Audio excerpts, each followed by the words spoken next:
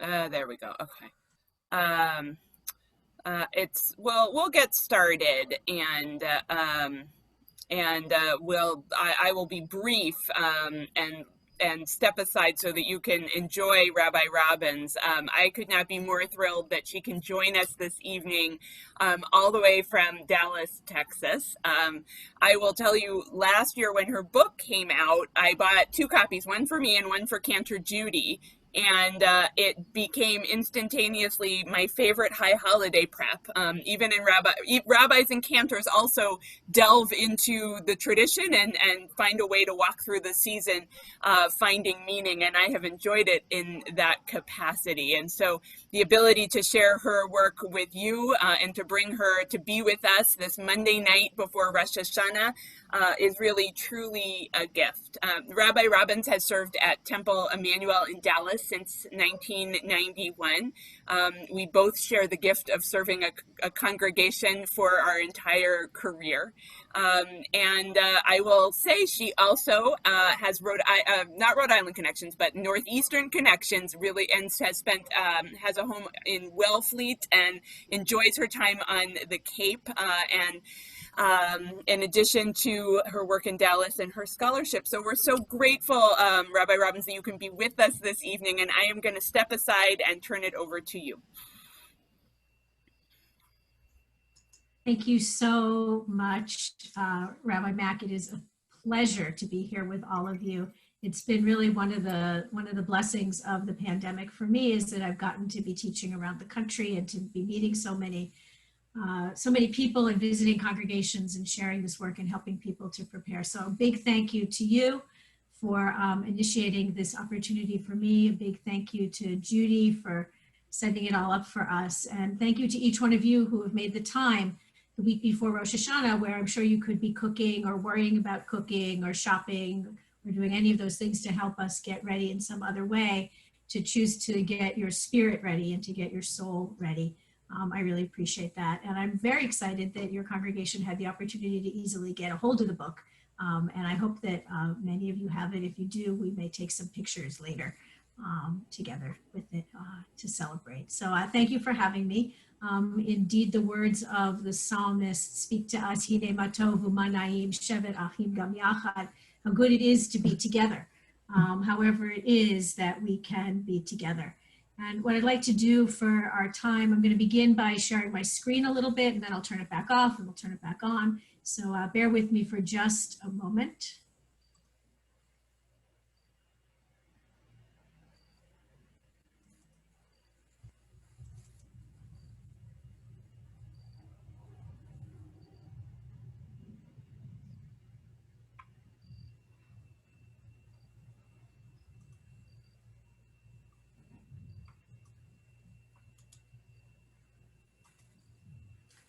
So this is my congregation, how good it was to be together in 2019 as we launched the book last August. And you can see us here in our chapel holding up our books, but it's still good for us to be together. Even in 2020, we just find new ways to do it. So here we are practicing together. We practice on Wednesday mornings at 9 Central Time. We would welcome any of you who, after tonight, if you decide it's something you'd like to do for the next 4 weeks and to join us, we would welcome you on our website, on our Zoom room, to practice together. But part of this work and part of what has kept Jewish tradition alive, and the reason that the Psalms are so powerful to us, is that we find a way to adapt them and to let their voices speak no matter what the circumstances we are, no matter what the world is like. We find a way to adapt our Judaism and make it relevant to where we are and what we might need in any given year or era. So that's been sort of so striking to me, that we still find ways to gather, and I know you do as well. What I'd like to begin with is sharing a piece from the book to sort of get us settled into the time and place where we find ourselves. This Monday before Rosh Hashanah, 4 days left to go in the month of Elul before we get to Rosh Hashanah. It's really our opportunity in these last days of the month, last days of the year, to get ourselves centered. What you have on the screen in front of you is a stained glass window from the congregation in Fort Worth, Texas, from Temple Bethel, Rabbi Brian Zimmerman's congregation. And I love it because it's so vibrant and because it has this shofar in the center. So I'd like to share with you as we begin a piece called The Sound at the Center. It's from my book. It's on page 40 and 41. If you want to follow along, if you have the book, but I invite you really to just allow yourself to be in it. If you'd like to either just stay really focused on the photograph, that can help. If you want to close your eyes, picture your sanctuary if you like, picture somebody holding the shofar, picture an image of the shofar. Just try to shut out everything else. You've made your way to this opportunity to be together and really allow yourself to be here. You might want to sort of center yourself on your chair, get your body sort of centered in order to center your mind. It's the shofar that calls us over and over again in Elul each morning to pay attention, to be attuned to the sounds of the season, to the messages of the season, to what our heart has to say. And it's the sound of the shofar that we are called to be attentive to in the center of Psalm 27, which will really be the focus of our work this evening. So welcome into this space, the sound at the center. From Psalm 27, verse 6. V'ata yarum roshi al oivai sevivotai, ve'ezbacha va'ochalo zivche tru'ah, ashira va'azamra ladonai. Now my head rises high above my enemies round about, and in your tent I'll offer offerings to the sound of tru'ah, the sound of the shofar. I shall sing and chant praises to Adonai. I see the word on the page, and the sound reverberates in my ears. Tru'ah, the shofar. In my memory, the word and the sound of the ancient horn are one, insistent, incessant, awaiting my reply. I remember the sound of shofar and a rule. Hear the shofar, not its echo, the rabbis teach. Allow the authentic sound to vibrate in my ear, resonate in my heart, speak to the core of my soul, evoke my response. The printed word tru'ah appears almost at the center of the psalm, but not quite. It's off center, like me, in the month of Elul. This tru'ah is a pre-echo to help prepare, a call and response prayer, the emblematic and anthemic sound of the season. Primal, it emerges from the raw horn of the ram. During Elul, it foreshadows the sound I will hear at the center of the season. 100 shofar blasts on Yom Tru'ah, Rosh Hashanah, the sound of human breath, of life, of sadness and loss, angst, the pounding of my heart. And on Yom Kippur, the giant blast of Tkiya Gedolah, the sound of release, of renewal, of hope, the possibility of peace. I will be ready. I will hear the call and offer my response. I will give thanks to God, the sound at the center.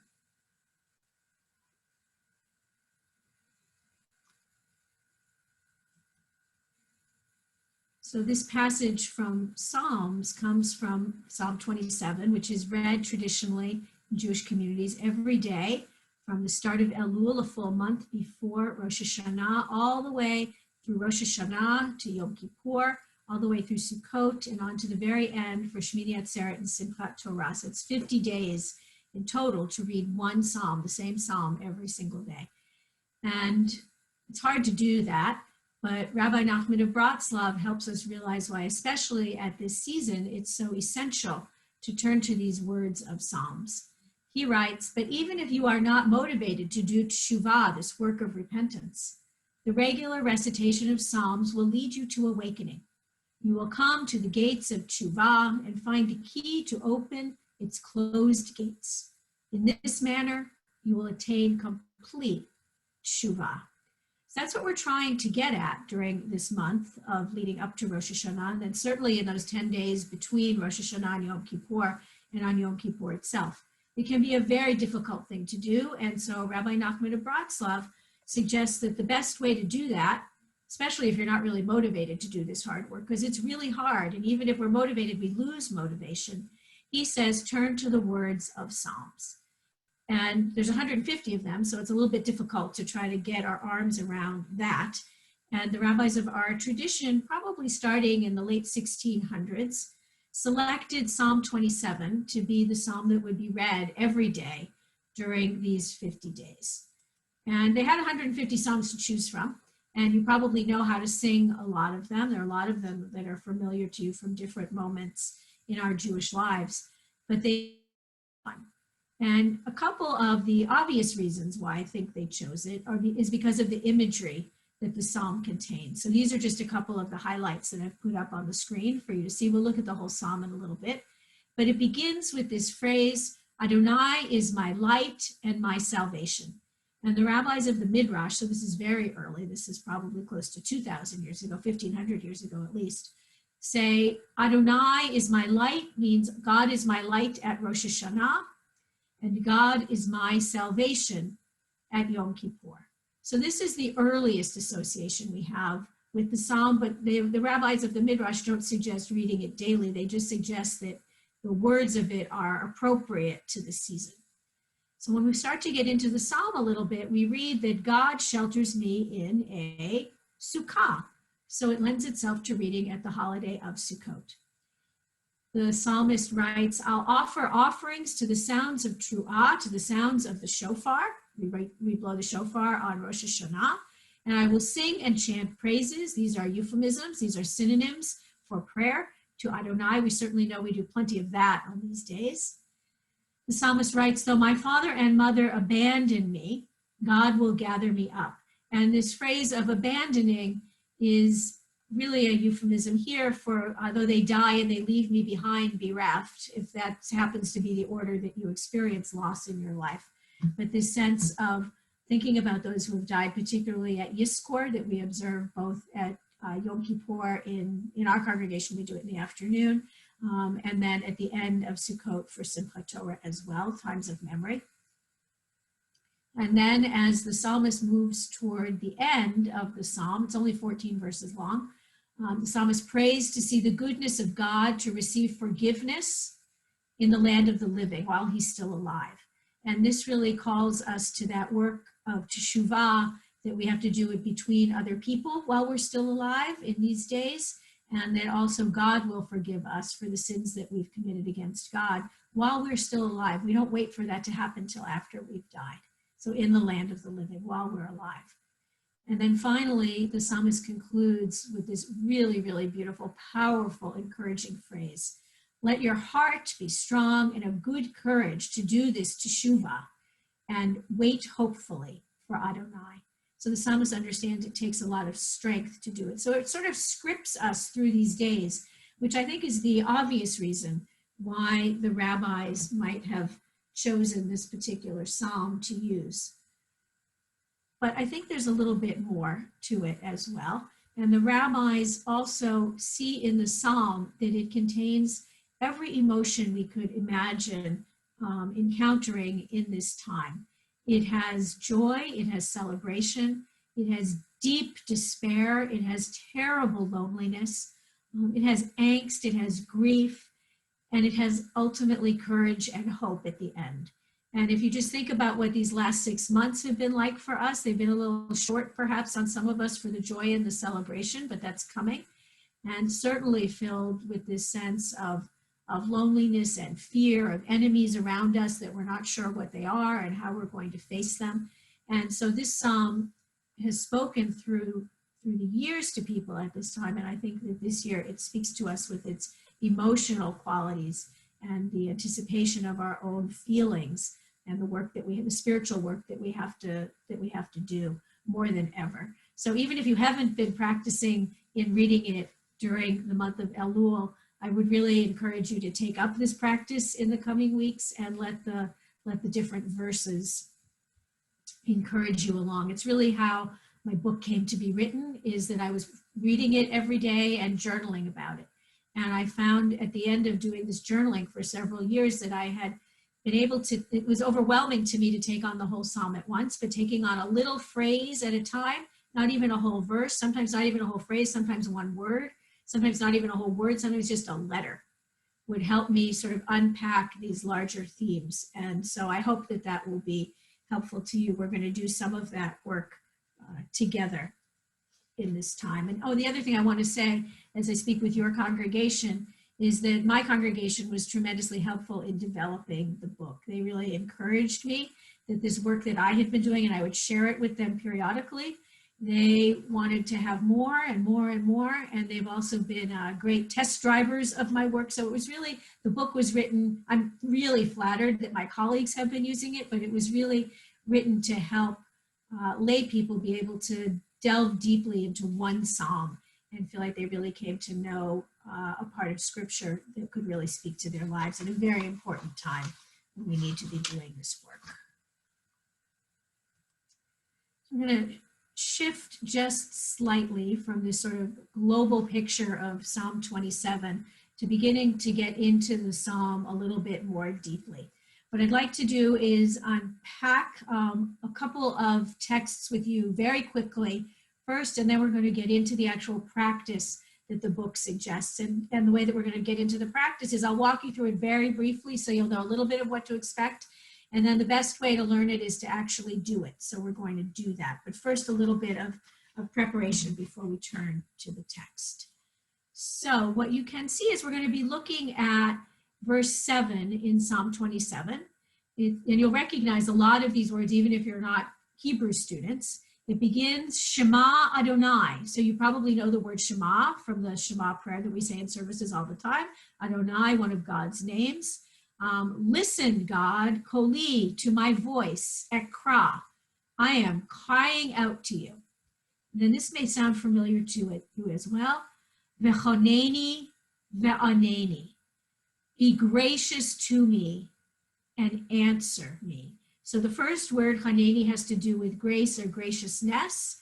And the second word means to answer. If I speak to you and you reply back to me, you have answered. If I've written you a letter and you answer me, that's the response part. So these are in the first person plural. This psalm is written in the first person plural, and the psalmist is speaking directly to God, has no holds barred. Listen, God, to my voice. Answer me. Be gracious to me, and I'm crying out. So Koli, Shema Adonai, Koli, listen, God, to my voice. Ekra, I am crying out to you. And then the two words that we're really interested in the first person here, Honeni va'aneni, be gracious to me and answer me. So now the second text on the page, you'll recognize this, I'm sure. I'm not going to sing it, but I may hum a little bit for you. Avinu malkeinu honenu va'anenu, ki ein banu ma'asim, aseh imanu tzedaka v'chesed v'hoshienu. Avinu malkeinu honenu va'anenu. That's the part we're interested in.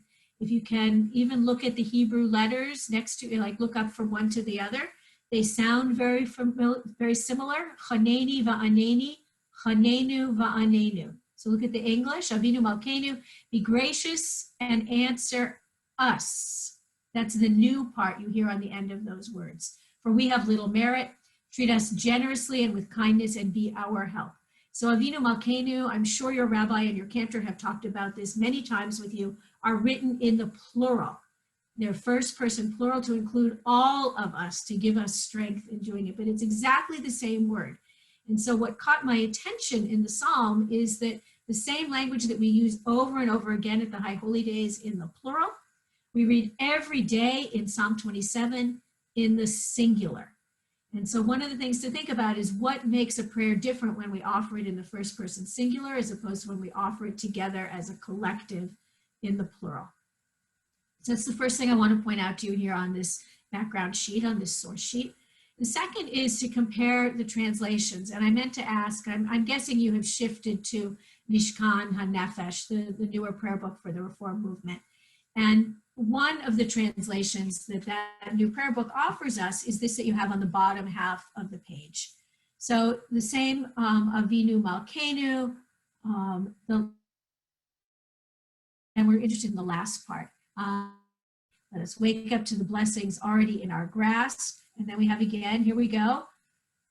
Avinu Malkeinu Chonenu Vanenu Ki Ein Banu Ma'asim.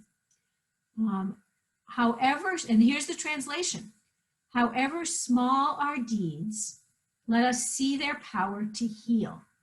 May we save lives through compassion, generosity, and justice. So the generosity is there, the compassion is there, but the answer us, God, is not there. And it's been shifted around, and the action is put onto us, those of us who are made in God's image, who are God's partners in the world, to do this sacred work. It's our job here in this translation to do the answering. But note again that the plural has been retained. So part of this is a lesson in paying attention to translation. Part of it is a lesson in paying attention to the difference between when things are singular and when they're plural and what that means for our prayer.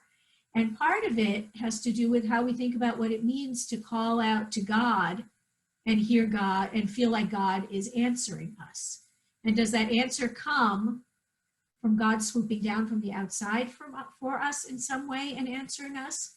Or does the answer come because we as fellow human beings rise to that challenge and answer that call? So this psalm, bumped up against the prayer, offers us those opportunities for reflection.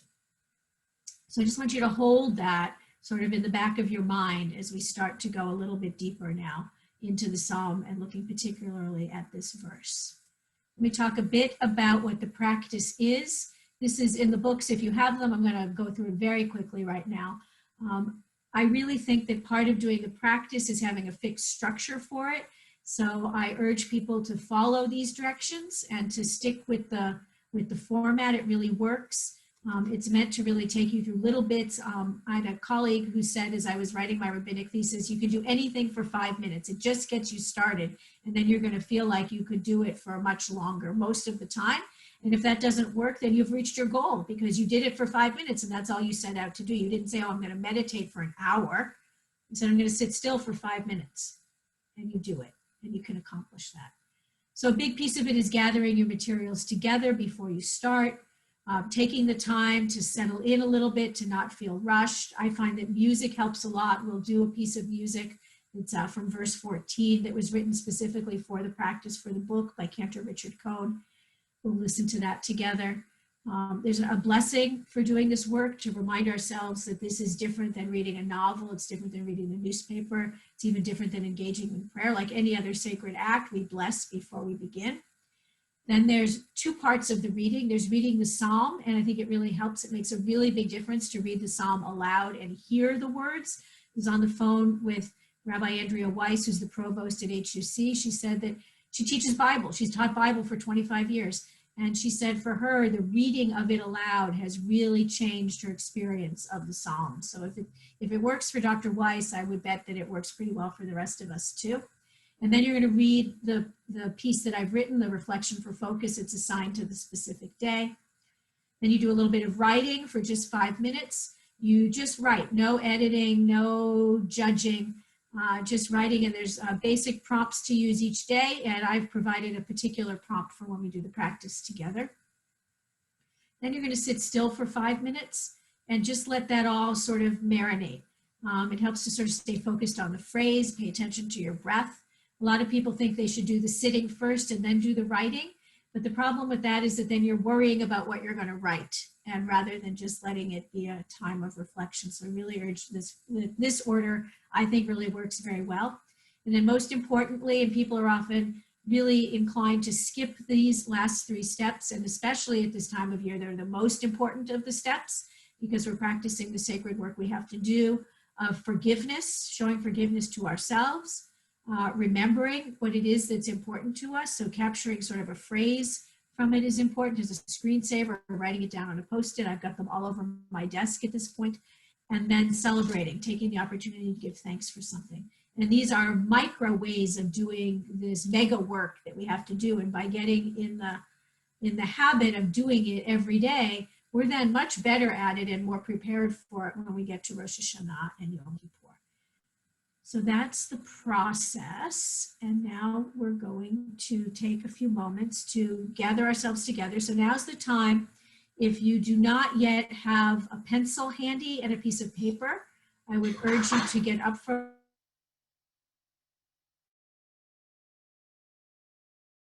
you to sit up straight in your chair, maybe plant your feet on the floor if you can. Uncross yourself, put down whatever you're holding, double check that everything is off. And I'm going to invite you to listen to this melody that's been was composed for the final verse of the Psalm, Kavel Adonai, have hope and wait for Adonai, strengthen your heart and have courage, and wait with hope for Adonai. So I'm going to start the music and then I'll put the words up on the screen as well. And I would encourage you, if you would like to sing along at home, it's a great way to sing because nobody can hear you, so you don't have to be embarrassed about it. So here we go.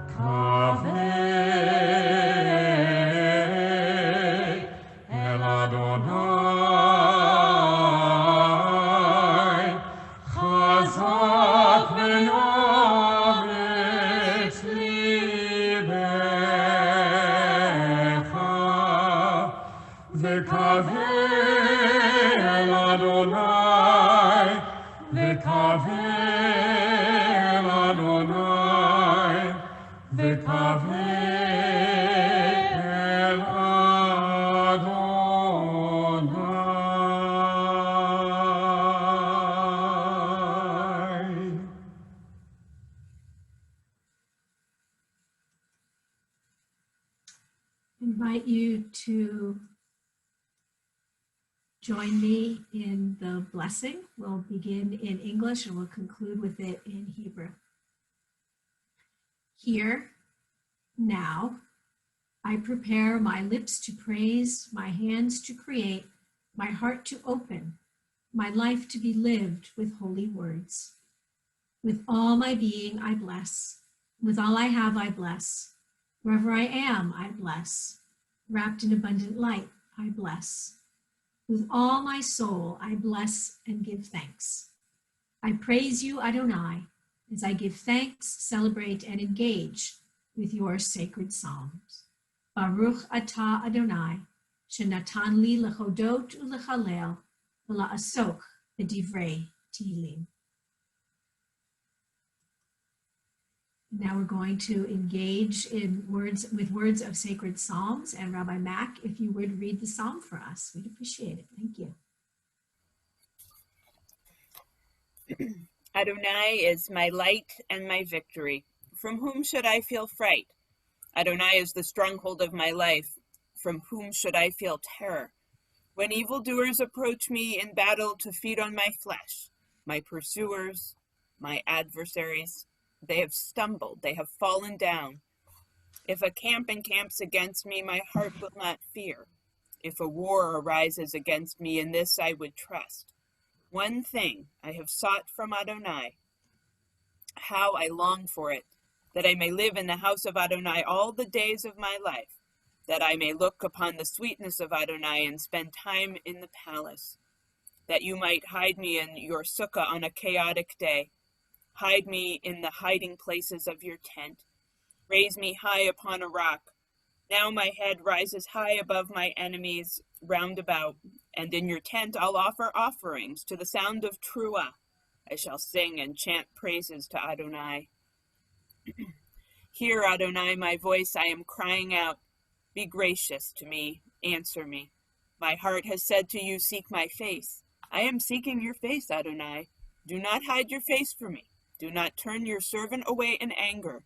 You have been my help. Do not forsake me. Do not abandon me, God of my deliverance. For my father and my mother have abandoned me. Yet Adonai gathers me up.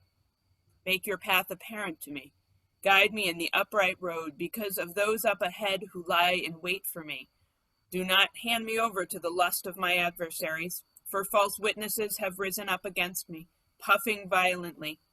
Had I not faith, I would see the goodness of God in the land of life. Wait for Adonai. Fill your waiting with hope in Adonai. Let your heart be strong and of good courage, and wait hopefully for Adonai. Thank you so much. It's so wonderful to hear it read by different voices with different places of emphasis. Thank you for that gift.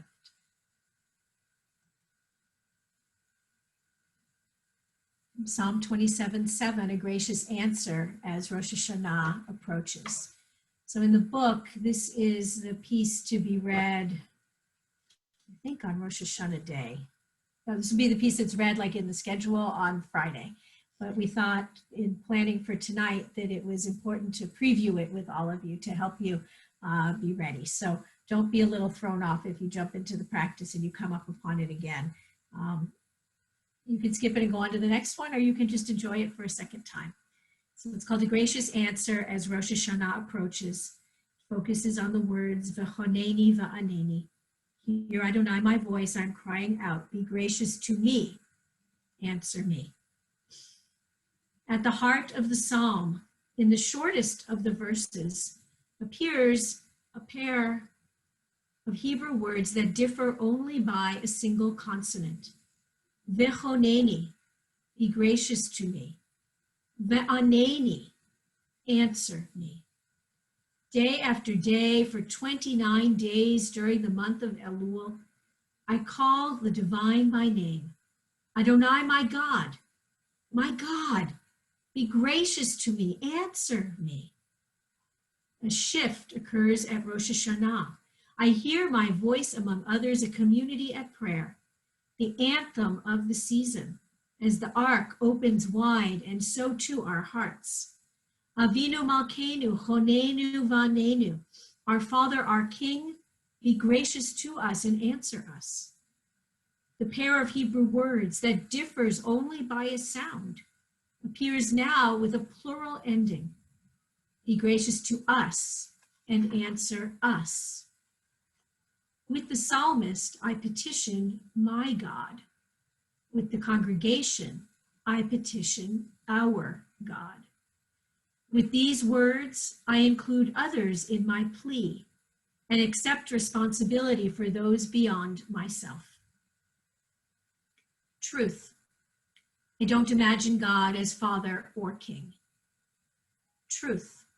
I'm not even sure God hears our prayers. Truth. This prayer moves me when I hear others praying. I give way to you. Me gives way to us. Different sounds become a single community. Another truth. This is a gracious answer. The gentle presence of the holy in the voices that surround me, each one a voice of God.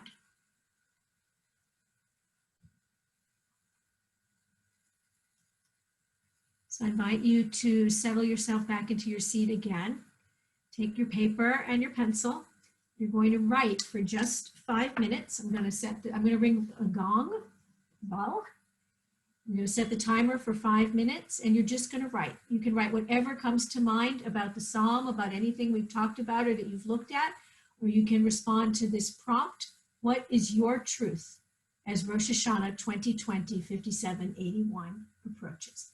Just keep writing. Don't edit. Don't judge. Just write.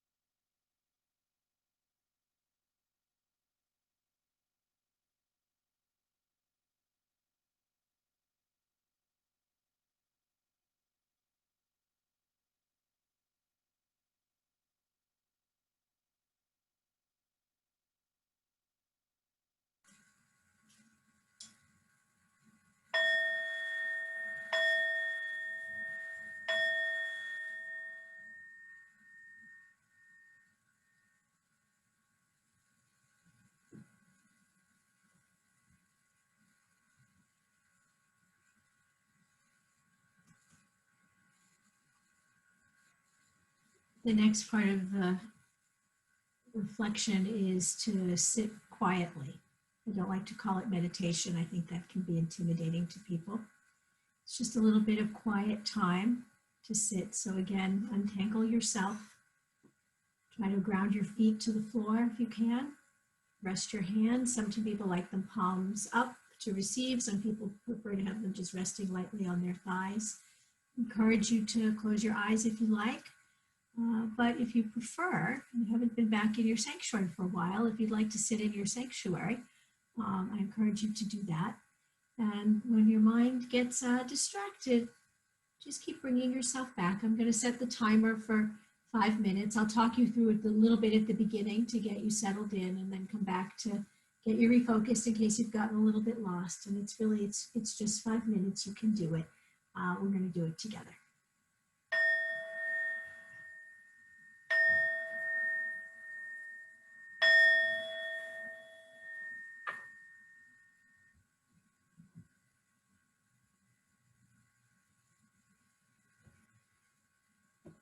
I invite you, as you sit in your home sanctuary, your home that has become hopefully a sanctuary, to imagine yourself back in your congregation sanctuary, your favorite seat, the people you know, maybe behind you, in front of you, maybe no one you know nearby. Maybe you're the only one in the sanctuary. Maybe it's crammed full. See yourself there, or not. Hear the words of that Avinu Malkeinu prayer, chanted, I'm sure, beautifully by your cantor, read beautifully by your rabbis. Maybe you see the words on the page. And think about your truth. What's the truth that you bring to that moment? What's the truth you want to bring to that moment when you hear those words in your home sanctuary in just a few days? Pay attention to your breath. Keep asking yourself that question. Stay with it as we sit for just a few moments together.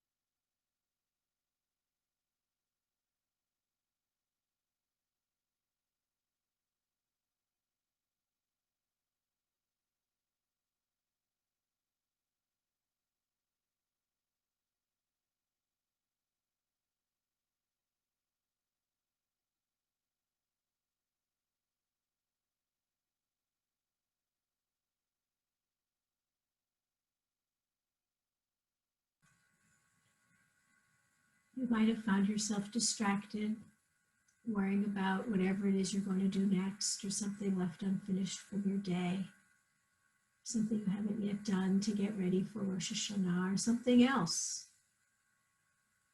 Some noise outside, some noise in the house. Bring yourself back to the breath. It's there to steady us.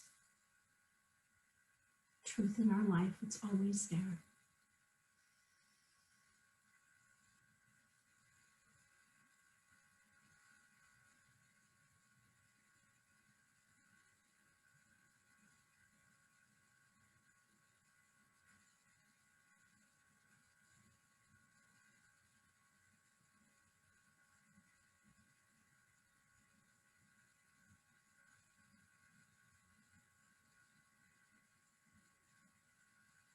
What truth do I need to consider in this new year?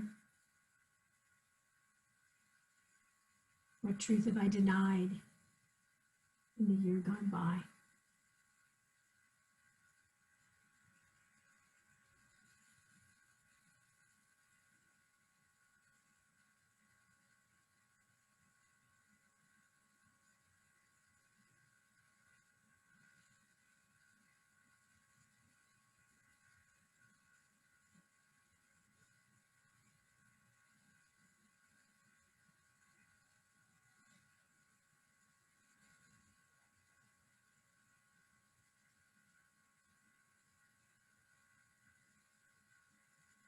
Chanenu vanenu. Hear us, God, each one of us and all of us together, and answer us with grace and compassion.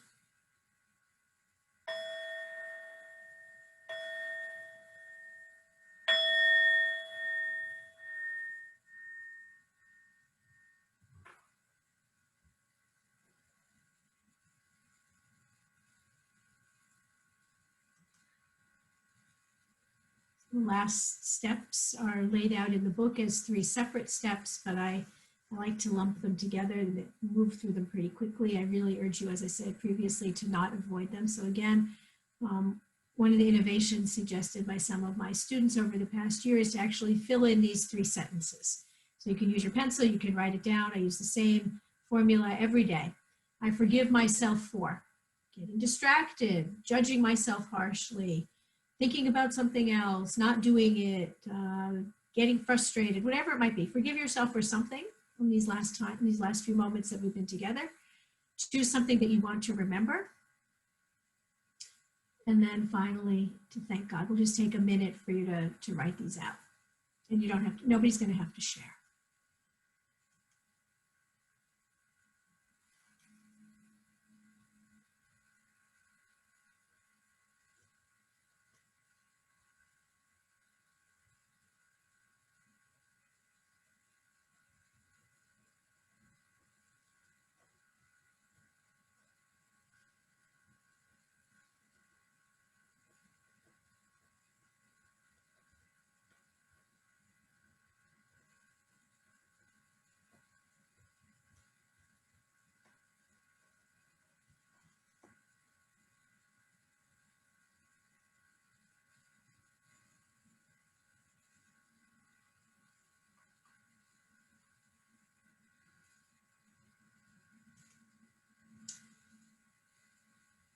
Invite you to finish up. And we wanted to try something with you that I've done with my congregation, but I haven't done in other congregations yet. And we thought it would be nice, given the size of the group, to divide into 2 small groups and go into some chat rooms. We're going to go into 2 chat rooms. Rabbi Mac's going to take one group for the first 10 minutes, and I'm going to take the other group, and then we're going to swap rooms. You all will stay in the same groups, and we'll each be coming to you with a different question for a conversation. So I hope you'll all choose to participate in this part. And those of you that are joining us on Facebook Live, I'm sorry. I guess if you want to switch back over to the congregation, maybe they can help you find your way. Otherwise, we'll be back in about 20 minutes to wrap up together. But as we go into the chat rooms, a couple of ground rules that are very important to remember. You may have these already in your congregation. They're what we use. Your role in these rooms is to be a supportive listener. There's no judging, no fixing. You're just there to listen and to affirm what somebody says. We encourage you to be brief as you share so that everyone will have a turn. If you think about it, if there are 10 of you in the room and there's only 10 minutes, you don't have a lot of time, so you have to be succinct and gracious and generous. If somebody hasn't spoken, you want to try to encourage everybody to have their chance to be heard. And then finally, at the end, be sure that you thank everybody for opening their heart to you. So we're going to divide you into groups now, and I have one question, and Rabbi Mac has another question, and then we will switch, so you'll all get to talk about all of them, and then we'll all come back together to wrap up for for cookies at the Oneg, because what else do you do at the end of an opportunity like this? So I think we're ready to divide up.